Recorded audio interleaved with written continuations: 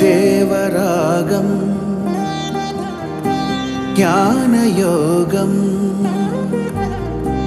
వ్యాసపీఠం బహువేదశాస్త్రం బోధామృతహిత శ్రీమన్నారాయణం శివగౌరీ సంభాషిత సకల పురాణం అష్టాక్షరి పంచాక్షరి మంత్రావరణం అఖిల దేవతా సంస్తుతి పారాయణం జయమంగళకరమీ ప్రవచన శ్రవణం అనుదినము శుభము సుఖము జీవన గమనం దేవరాగం జ్ఞానయోగం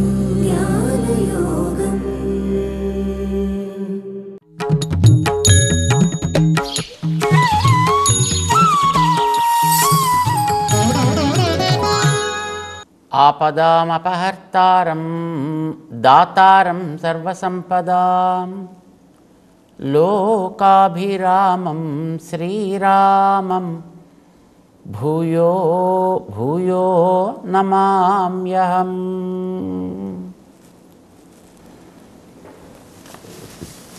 జై శ్రీమన్నారాయణ. ప్రియ భగవద్బంధువులారా, భగవద్గీతలో 6వ అధ్యాయానికి ఆత్మ సంయమ యోగము అని పేరు. మనస్సుని క్రమబద్ధం చేసే ఒక సాధన 6వ అధ్యాయంలో శ్రీకృష్ణుడు వివరిస్తాడు. 5వ అధ్యాయంలో పనులు చేయాలి, కానీ ఆ పనుల యొక్క ఫలితాన్ని తన మీద పెట్టుకోకుండా వదలాలి అని చెప్పాడు. పనులు వదలమని చెప్పలే, పనుల వల్ల కలిగేటటువంటి బాధ్యత, నేను చేస్తున్నా, నా వల్ల జరుగుతోంది, నాకు దీని ఫలితము, ఇవి వదలాలి అని చెప్పాడు. ఇది మనస్సుతో చేయవలసిన పని. మనస్సు తను చెప్పినట్టు విన్నప్పుడే ఇలాంటివి తను చేయగలుగుతాడు. శరీరంతో చేసేటువంటి పనులని ఎప్పుడూ చేయక తప్పదు. కానీ దాంతోపాటు వెనకాతల చేసే పని తనకి బంధకం కావాలా, లేదు తనని చుట్టుకోకుండా ఉండాలా, ఒకటి. రెండవది, ఇప్పుడు తను చేసే పని వల్ల కొత్త బంధనం ఏర్పడడం కాదు, పాత బంధనాలను కూడా తొలగించేటట్టుగా దీన్ని మనం తయారు చేసుకోవచ్చా, ఇది మనకిప్పుడు తెలియవలసినటువంటిది. చూడండి, మనకి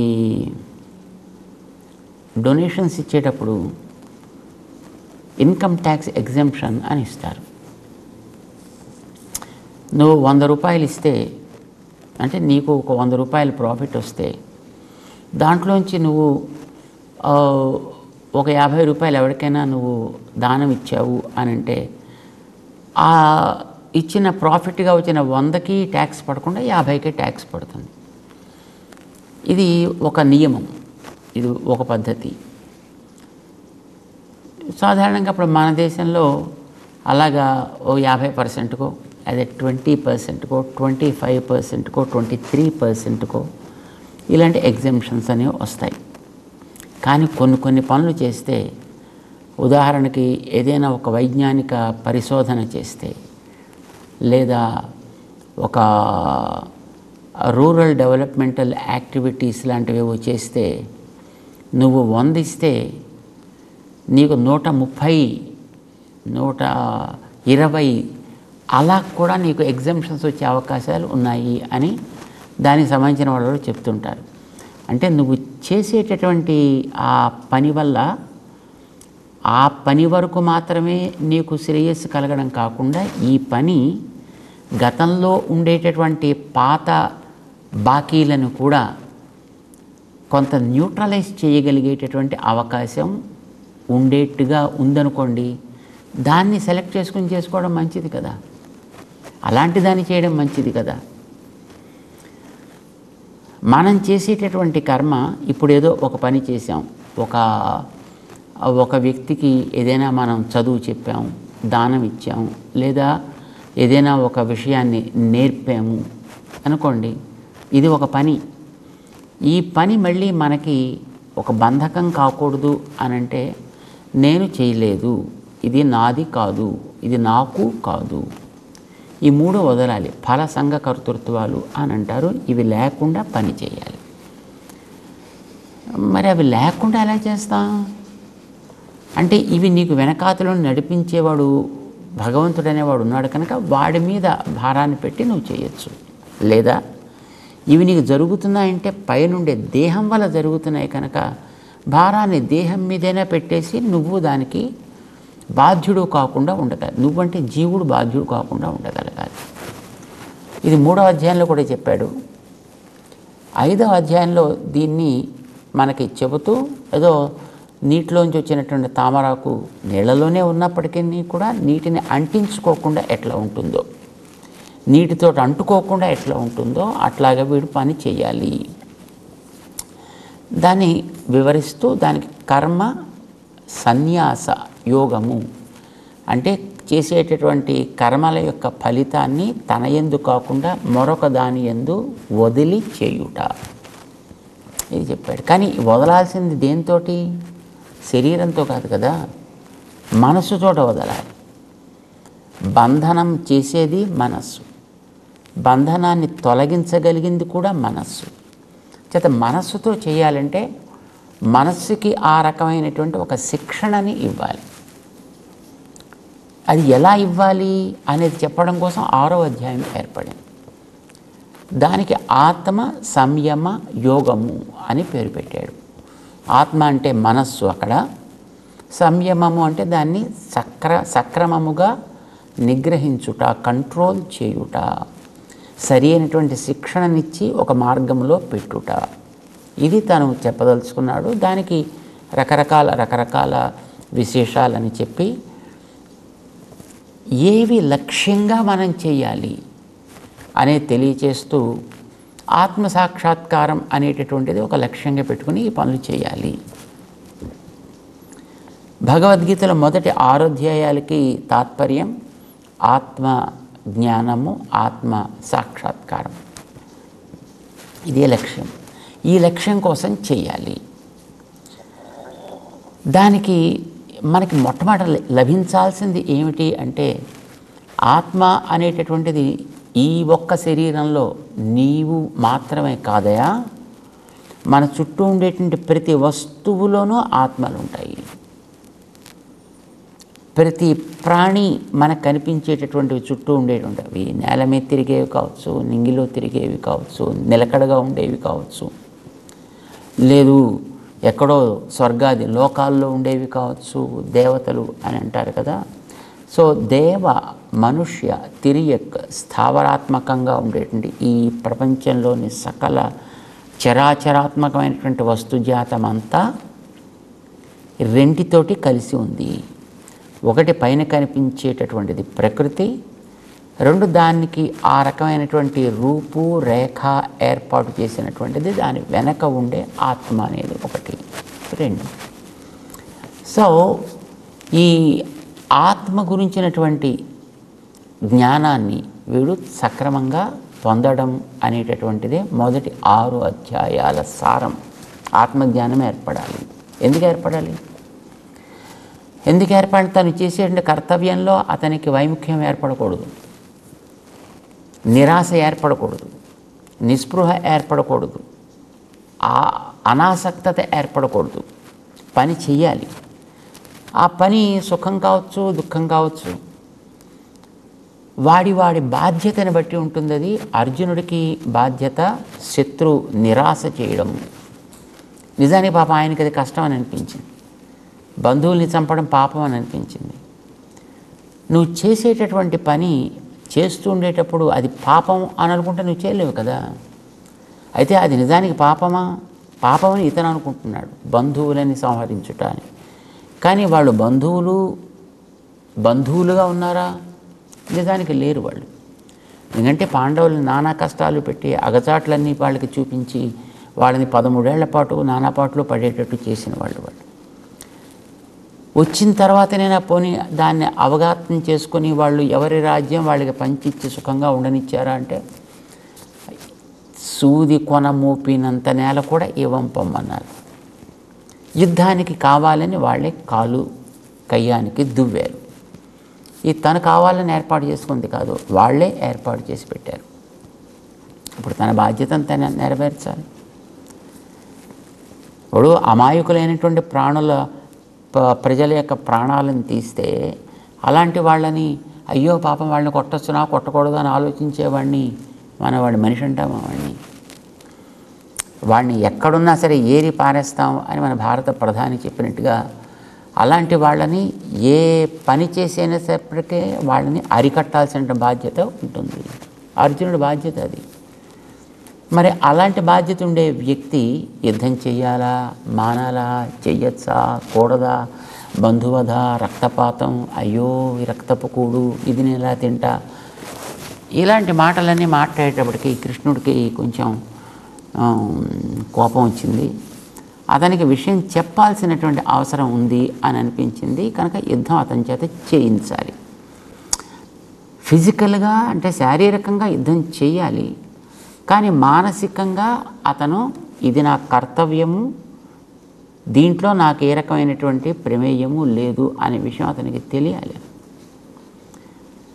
మరి ఇప్పుడు దానికోసం అని మనస్సు ప్రధానమైనటువంటి పరికరం కదా, దాన్ని గుర్తించాల్సింది.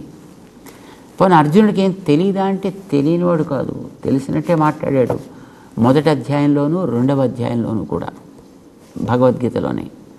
మొదటి అధ్యాయంలో అయ్యో బంధువులు వీళ్ళందరినీ కొట్టడం ఎట్లాగా అని మాట్లాడాడు. స్వర్గానికి పోతామో నరకానికి పోతామో ఇలాంటి మాటలు మాట్లాడాడు. అంటే శరీరం ఆత్మ వేరని తెలుస్తోంది, కానీ శరీరానికి ఏర్పడేటటువంటి బాంధవ్యాన్ని చూసి ఆత్మసుఖాన్ని గురించి వాడు మాట్లాడుకున్నాడు అక్కడ. సో 2వ అధ్యాయంలోకి వచ్చేటప్పటికి ఆయన గురువు గారు, ఈయన తాతగారు వీళ్ళని ఎలా కొట్టాలి అనేటటువంటి దిగులు అతనికి ఏర్పడింది. సో అది బంధువులా, లేకపోతే అది గురువా, లేకపోతే ఆయన తాతగారా, వాళ్ళు ఏమీ దైహికమైనటువంటి బాంధవ్యం కలిగిన వారు అనేది ప్రధానం కాదు అక్కడ. వాళ్ళ యొక్క స్థితి ఏమి, ఎలా ఉంది. తప్పు చేశాడు దుర్యోధనుడు, సమర్థించాడు ధృతరాష్ట్రుడు, అతనికి అండగా నిలబడ్డారు మిగతా వాళ్ళంతా. ఇప్పుడు తప్పు చేసినవాడు ఎంత దోషో, ఆ తప్పు చేసిన వాడికి ఆసరా ఆశ్రయము ఇచ్చినవాడు కూడా అంతే దోషి. ఇదే కదా ఇప్పుడు మన పరిపాలకులు చెప్తున్నారు. ఉగ్రవాది నేరుగా వచ్చి తుపాకీతో ప్రాణాలు తీస్తున్నాడు, ఆ ఉగ్రవాదికి ఉండడానికి ఆశ్రయం ఇచ్చాడు ఒకడు. వీడెంత తప్పు చేస్తున్నాడో ఇంతకంటే తప్పు చేస్తున్నవాడు కదా ఆశ్రయం ఇచ్చినటువంటి వ్యక్తి. సో అలాంటి వాడికి తగినట్టుగా బుద్ధి చెప్పాల్సినటువంటి బాధ్యత అయితే ఉంటుంది అని మన దేశం వాళ్ళకి తగినటువంటి పాఠాన్ని నేర్పే ప్రయత్నం చేస్తోంది. దీనికి మొట్టమొదటి వస్తు నాంది పలికినవాడు శ్రీకృష్ణుడు. అర్జునుడికి ఆ విషయాన్నే చెప్పాడు ఆయన. వాళ్ళు తప్పు చేస్తున్నారయ్యా, తప్పు చేసిన వాడిని దండించడం నీ బాధ్యత, తప్పు చేసిన వాడికి తోడున్న వాడిని కూడా దండించడం నీ బాధ్యత. అంచేత వాళ్ళకి ఆ రకమైనటువంటి దండన యుద్ధం నువ్వు తప్పకుండా చెయ్యాలి. దీనికి మానసికమైనటువంటి ప్రిపరేషన్ అనేది అర్జునుడికి అవసరం. కనుక మనస్సుని నువ్వు ఎట్లా నిగ్రహించాలి, నీ బాధ్యతను నెరవేర్చినట్లయితే నువ్వు ఇక్కడ దేహంలోకి వచ్చినటువంటి పర్పస్ నెరవేరుతుంది. ఎంతకాలం ఈ ఆత్మ తిరిగితే ఈ దేహంలోకి వచ్చిందో మనకు తెలియదు కదా. ఇందులోంచి వెళ్ళిన తర్వాత మళ్ళీ ఎక్కడెక్కడికి పోయి తిరుగుతుందో కూడా మనకి తెలియదు కదా.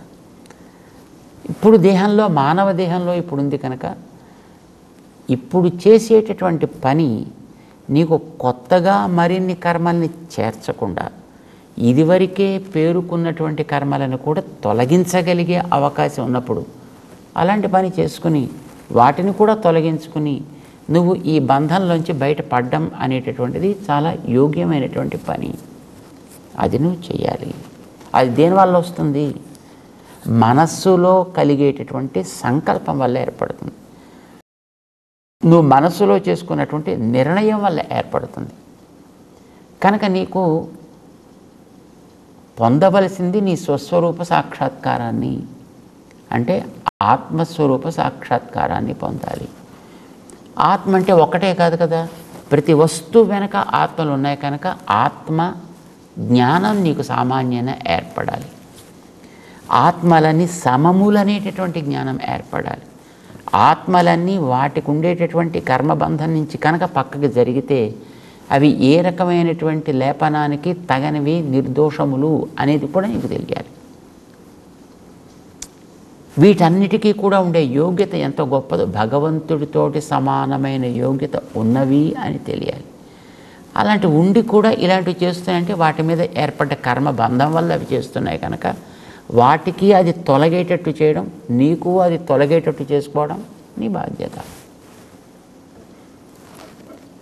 ఇది తెలిస్తేనే నీకు ఆత్మసాక్షాత్కారం కలిగినట్లు లెక్క. దానికి తగ్గట్టుగా నువ్వు ప్రవర్తిస్తేనే నీకు ఆత్మసాక్షాత్కారం కలిగినట్లు లెక్క. కనుక ఆత్మసాక్షాత్కారం అనేటటువంటి లక్ష్యాన్ని పెట్టుకుని దాన్ని నువ్వు పొందడానికి మొట్టమొదటి నీ మనస్సుని సరైనటువంటి క్రమంలో దాని స్వరూపమే నీకు పొందదగినది అనేటువంటి నిశ్చయాన్ని, దానికి తగ్గ ప్రాక్టీస్ని, ఇది అభ్యాసం అన్నాడు.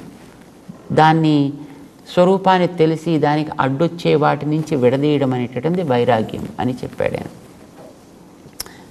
కానీ ఈ అభ్యాసం కష్టమే, ఆ వైరాగ్యం కష్టమే అన్నాడు అర్జునుడు. ఎందుకంటే నా మనస్సు దాని మీద కుదురుగా ఉండట్లేదయా, అభ్యాసం చేద్దామంటే నాకు సాధ్యం కావట్లేదు, దాని ఎందు రుచిని తగ్గించుకుందామంటే నాకు సాధ్యం కావట్లేదు.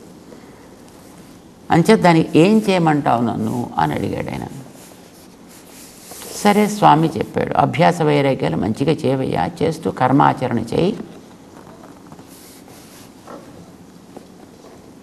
ఇది చెప్పిన తర్వాత అర్జునుడికి నిజమే నువ్వు చెప్పినట్టు పోనీ నేను కష్టపడేదో చేస్తాను అనుకో, కానీ ఆ చేసేటటువంటిది సగంలో ఆగిపోతే, అది పూర్తవుతూ ఉండగా ఒకవేళ ఆగిపోతే అంటే అందులో నేను భ్రష్టుడినైతే, అందులో నేను జారిపోతే, పూర్తి అయిన తర్వాత ఫలితం అందుకోవడానికి ముందు నాకేమైనా అయిపోతే, సో ఇవన్నీ కూడా నేను చేసే పనులు వ్యర్థం అవుతాయి కదా అన్నట్టుగా అడిగాడు ఆయన. ఇప్పుడు ప్రకృతి ప్రభావం చేత ఇలాంటివి ఏవైనా ఏర్పడడానికి అవకాశం ఉంది. కానీ నువ్వు ఇప్పుడు నేను చెప్పినట్టు చేయడం వల్ల నీ వెనక ఉండి నడిపేవాడిని నేను కనుక, వాటిని ఒకవేళ నువ్వు జారినప్పటికీ కూడా అది నీకు ప్రమాదకరం కాకుండా ఉండేట్టు నేను ఏర్పాటు చేస్తాను. ఎట్లా చేస్తావు? నువ్వు చెప్పింది బాగుంది అని నాకు అనిపించింది, నేను ప్రాక్టీస్ ప్రారంభం చేశా, సగం దాకా వచ్చాక టక్కన భ్రష్టున్నయ్యా, మరి అప్పుడు ఏమవుతుంది నాకు ప్రయత్నం అంతా? దానికి స్వామి చెప్తున్నాడు, నువ్వు చెప్పినట్టు అట్లాంటిది అవ్వడానికి అవకాశాలు ఉన్నాయి, అయిన వాళ్ళు కూడా ఉన్నారు. అట్లాగా మనకి విశ్వామిత్రాదులు ఉన్నారు, తపస్సు చేద్దామని బయలుదేరాడు, 10,000 ఏళ్ళు తపస్సు చేశాడు ఆయన. ఒకచోట కామం చేత, ఒకచోట క్రోధం చేత, ఒకచోట మోహం చేత, ఒక్కొక్క దగ్గర ఒక్కొక్క దాంతో ఆయన పాపం తన ఫలితాన్నంతటి కూడా పోగొట్టుకోవాల్సి వచ్చింది కదా. అంటే వ్యక్తికి ఏదో ఒక కారణం చేత, ప్రలోభం చేత, ఒక బలహీనత చేత తను ఆరంభం చేసినటువంటి ఉద్యమంలోంచి దిగజారిపోయే స్థితి ఏర్పడుతుంది. ఒక్కొక్క చోట శబ్దాల వల్ల, ఒక్కొక్క చోట స్పర్శల వల్ల, ఒక్కొక్క చోట రూపపు ఆకర్షణ చేత, ఒక్కొక్క చోట రుచి చేత, ఒక్కొక్క చోట పరిమళం చేత, శబ్ద స్పర్శ రూపరస గంధాలు అని అంటాం కదా, ఇంద్రియాలను ఆకర్షించేవి అవి. సో ఈ శబ్దస్పర్శ రూపరస గంధాలనేవి కలిగినటువంటి వస్తువులు ఉంటాయి. అది ప్రకృతి కావచ్చు, మనుషులు కావచ్చు, మరొకటి కావచ్చు, అది తిండి కావచ్చు, ఏదైనా కావచ్చు కాక, ఇవే కదా మనిషిని దిగజార్చేవి. జార్చని పర్వాలేదు, కానీ ఇప్పుడు నువ్వు నన్ను కదా ఆశ్రయించావు, అంచేత నీ బాధ్యతను ఇప్పుడు నేను తీసుకుంటున్నా. నేను తీసుకోవడం వల్ల ఏమవుతుంది? ఏది నిన్ను దిగజార్చిందో అది నీ మీద మళ్ళీ ఇంకోసారి దిగజార్చకుండా ఉండేటంత ఆనందాన్ని నీకు దాంతో కలిగేట్టుగా నేను ఏర్పాటు చేస్తాను. కృష్ణుడు చెప్పిన ప్రామిస్ అది ఆయనకి. 41వ శ్లోకం దగ్గర నుంచి ఆయన 40, 41, 42, 43 ఈ శ్లోకాల్లో ఆయన ఇచ్చినటువంటి వాగ్దానం ఏంటంటే, నీకేం భయం అక్కర్లేదయా, నీకు శబ్దమో స్పర్శో రూపమో రసమో గంధమో ఏది నిన్ను దిగజార్చిందో అది నీవు పూర్తిగా అనుభవించగలిగే అంత అవకాశం నేను నీకు కలిగిస్తాను. ఇంకొకసారి మళ్ళీ అది నేను దిగజార్చనవసరం లేనంత శక్తి నీకు ఇచ్చేట నేను ఉపకారం చేస్తాను, నీకు కలిగిస్తాను. నీకు అది కలిగిన తర్వాత ఇదివరకు నువ్వు ఎక్కడి దాకా అయితే చేసి దాంట్లోంచి నువ్వు బయటకు వచ్చేసావో అక్కడి నుంచే నువ్వు దాన్ని కంటిన్యూ చేసేట్టుగా నీకు అవకాశం ఇచ్చేస్తాను నేను. అప్పుడు నీకు ఇంకేం ఉపద్రవం ఏమిటి? నువ్వెందుకు దాంట్లోంచి భయపడాలి? మానేద్దామని అర్జునుడు అనుకుంటుంటే అది నువ్వు మాననవసరం కాదయ్యా చేయవలసింది, మానే పని కాదు నువ్వు చేయాల్సింది, దాన్ని నువ్వు కొనసాగించాలి. నీకు వచ్చే లోపమేదో దాన్ని తీర్చుకుందాం. ఇప్పుడు ముక్కు కారుతోంది కదా అని ముక్కు తీసేస్తావా ఏమిటి? కంటికి నొప్పి వస్తుంది కదా అని కళ్ళు పొడి చేసుకుంటావా? కడుపు నొప్పి వస్తుందా అని శుభ్రం కడుపుని ఓపెన్ చేసేస్తావా? చేయం కదా. దాన్ని ఎలా తగ్గించుకోవాలో చూస్తాం, తర్వాత మన జీవితాన్ని ముందుకు సాగించే ప్రయత్నం చేస్తాం. కనుక నేను అవేవో ఒక్కొక్కటి జారుస్తున్నాయి కనుక ఆ జార్చేవి ఇంకొకసారి మళ్ళీ నిన్ను జార్చనవసరం లేనంతగా వాటి విషయాలు నీకు ఇస్తా, అనుభవింపచేస్తా. నీవే ఇక తృప్తి కలిగి నాకు ఇంక వద్దు మొర్రో అనేంతవరకు నేను వాటిని నీకు ఇస్తా. ఓకే, చక్కగా హాయిగా అనుభవించు. అయిపోయిన తర్వాత నువ్వు మళ్ళీ వెనక్కి తిరిగి వచ్చిన తర్వాత నువ్వు ఎక్కడ ఆపావో అక్కడి నుంచి ఆరంభించేట్టు చేస్తా. ఒకే శరీరం కనుక మరి నిద్రపోయిన తర్వాత మెళుకు రావడం, మళ్ళీ అది జ్ఞాపకం ఉండడం అని దానికి అవకాశం ఉంది. కానీ దేహ మార్పు అనేటటువంటిది దీర్ఘ నిద్ర లాంటిది. ఇది తాత్కాలిక నిద్ర. ఒక దేహంలోంచి మరొక దేహంలోకి వెళ్ళడం అనేటటువంటిది ఒక దీర్ఘ నిద్ర అనుకుందాం. అది ఆ దేహంలోకి నువ్వు వచ్చినప్పటికీ ఇదివరకు దేహంలో నువ్వు ఎంతవరకు చేశావో అది నీకు మళ్ళీ తనంతట తాను స్ఫురించి అక్కడి నుంచే నువ్వు మళ్ళీ ఆరంభం చేసేట్టుగా నేను చేస్తాను. ఇక నీకు బెంగ ఎందుకు? నీకు అప్పుడు అలాంటి ఫ్యామిలీ ఏదో సెలెక్ట్ చేసి అక్కడ నువ్వు పుట్టేట్టు నేను చేస్తాను. చేశాడు ఆయన అట్లాగా. ఎంతోమందికి ఆ రకమైనటువంటి యోగ్యత ఏర్పడింది. అభిమన్యుడే ఉన్నాడు, అర్జునుడికి కుమారుడు. ప్రహ్లాదుడు ఉన్నాడు, హిరణ్యకశిపుడికి కుమారుడు. అంటే వాళ్ళకి గతంలో ఉండేటటువంటి అక్కడ ఫలించేట్టు చేశాడు. ఒక్కొక్కసారి మంచి వాళ్ళ కుటుంబాల్లో పుట్టచ్చు, ఒకసారి దుష్టుల కుటుంబాల్లో పుట్టచ్చు. భరత వంశానికి చెందినటువంటి వేణుడు అనేవాడు ఉండేవాడు, పరమ దుర్మార్గుడు. పరమ దుర్మార్గుడు అంటే తన దగ్గర ఉండేటువంటి మహానుభావులు అంటే ఋషులందరి చేత తనని మోయించుకోవాలని తన నామం చెప్పే హోమాలు చేయాలి, తన నామమే జపం చేయాలి, తన నామానికే తర్పణాలు చేయాలి. ఇలాగ పెట్టాడు నియమం. నారాయణాయ నమః కాండానికి వీలేదు, వేనాయ నమః ఇలాగే చేయాలన్నాడు వాడు.